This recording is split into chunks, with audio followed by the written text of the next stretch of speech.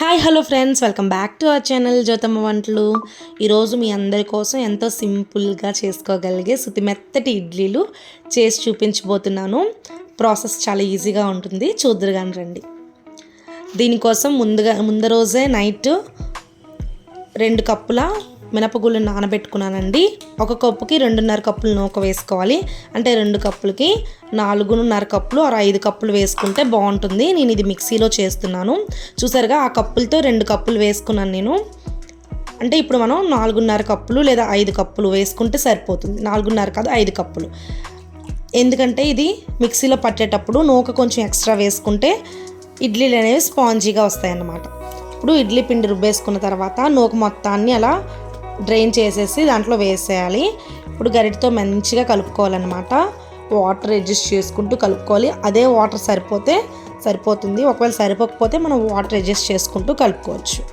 అలా బ్యాటర్ అనేది కొంచెం చూడండి, స్మూత్ కన్సిస్టెన్సీ వచ్చేటట్టు అలా కలుపుకోవాలన్నమాట. ఇడ్లీకి వేయడానికి సరిపడేటట్టు ఇలా కలుపుకొని దాన్ని మూత పెట్టేసి మనం ఒక 6-7 అవర్స్ పులియబెట్టాలి. నైట్ ఇది చేసేసి నైట్ అంతా వదిలేసినా బాగానే ఉంటుంది. లేదా మార్నింగ్ టైం అయితే ఒక 6-7 అవర్స్ ఒక పక్కన పెట్టేస్తే బాగా పులుస్తుంది. ఇప్పుడు చూద్దాం రండి, 6-7 అవర్స్ తర్వాత ఎలా ఉందో. వావ్, చూసారుగా మంచిగా పులిసింది. ఇలా పులిసిన పిండిని ఇడ్లీ చేసుకుంటే మనకి స్పాంజీగా వస్తాయన్నమాట. చూసారుగా మొత్తాన్ని. ఇంకా మనకి ఇప్పుడు ఏదైనా వాటర్ అవసరమైతే వేసుకోవచ్చు, లేకపోతే అలానే కలిపి మనం ఇడ్లీలుగా పెట్టేసుకోవచ్చు.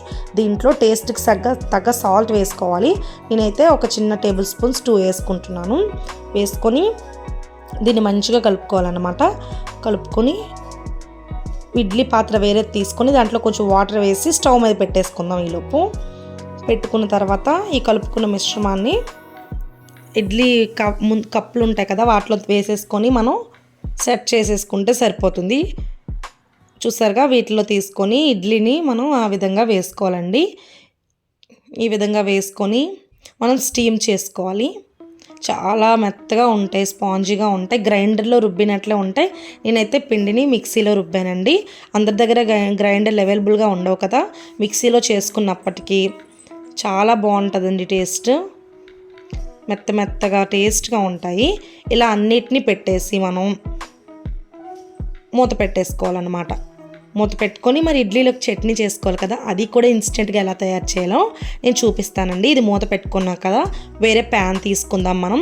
వేరే ప్యాన్ తీసుకొని దానిలో వేరుశనగ గుడ్లని వేపుకోవాలన్నమాట. మనకు కారానికి తగ్గ పచ్చిమిర్చిని ఒక 4-5 తీసుకుంటే సరిపోతుంది. ఎవరి కారానికి తగ్గట్టు వాళ్ళు ఒక 3 తీసుకున్నా సరిపోతుంది. దీనిలోకి వేరుశనగ గుడ్లను వేసుకొని సిమ్లో పెట్టుకొని మొత్తాన్ని ఫ్రై చేసుకోవాలన్నమాట. ఇందులో మనం ఎలాంటి ఎక్కువ ఇంగ్రీడియంట్స్ ఏమో ఒక 3-4 ఇంగ్రీడియంట్స్తోనే చాలా టేస్ట్గా వస్తుందండి చట్నీ. ఒకసారి ట్రై చేసి చూడండి మీరు. చూసారుగా, మంచిగా అలా వేపుకోవాలి. వేపుకున్న తర్వాత దీనిలో కొంచెం దాల్పప్పు వేసుకుంటున్నామండి. పుట్నాల పప్పు అంటారు కదా, ఆ పప్పు వేసుకుంటే చట్నీ ఇంకా టేస్ట్ ఎన్హాన్స్ అవుతుందన్నమాట. చాలా బాగుంటుంది. మొత్తాన్ని ఒకసారి కలిపేసుకుందాం. కలిపేసుకున్న తర్వాత అలా కొంచెం సిమ్లో పెట్టి ఫ్రై చేస్తే పలుకు లోపల వరకు బాగా ఫ్రై అవుతుంది. వీటిని చల్లారి పెట్టుకున్న తర్వాత ఒక మిక్సీ జార్లోకి తీసుకుందాం. మిక్సీ జార్లోకి తీసుకుని దాన్ని మనం చట్నీగా పేస్ట్ చేసుకుందాం. ఈలోపు ఇడ్లీలు ఉక్కాయలో చూద్దాం. చూసారుగా ఎంత మంచిగా స్టీమ్ అయ్యాయో. చేయి పెట్టి చూస్తే మనకు చేతికి అంటకూడదు అనమాట. చాలా బాగా కుక్ అయినట్లున్నాయి. ఇప్పుడు వీటిని ఒక బౌల్లోకి తీసుకుందాం.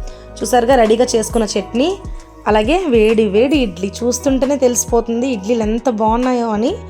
అలా ఒక సర్వింగ్ ప్లేట్ తీసేసుకొని దానిలోకి ముందుగా చట్నీ మొత్తాన్ని వేసుకుందాం. మీరు ఒకసారి ట్రై చేయండి. నేను గ్రైండర్లో అయితే ఇంకా స్మూత్గా వస్తే, మిక్సీలో వేసినా అంతే స్మూత్గా వచ్చేటట్టు నేను చెప్తున్నాను. ఇడ్లీ ఒక్కొక్క దాన్ని సర్వింగ్ బౌల్లోకి తీసుకొని సర్వ్ చేసుకోవడమే. చాలా చాలా టేస్ట్గా ఉంటుందండి. ఇది మనం హోటల్లో తిన్న ఇడ్లీల ఫీలింగే కలుగుతుంది. ఇంకా హోటల్లో ఇడ్లీల కన్నా మన ఇడ్లీలే చాలా బాగా వస్తాయన్నమాట. ఎంతోమంది ఇడ్లీ లవర్స్ ఉంటారు కదా, వేడి వేడి ఇడ్లీ అలా చట్నీతో తింటూ ఉంటే ఎంత టేస్ట్ ఉంటుందో. మీకు కానీ ఈ వీడియో నచ్చినట్లయితే లైక్ చేయండి, షేర్ చేయండి, సబ్స్క్రైబ్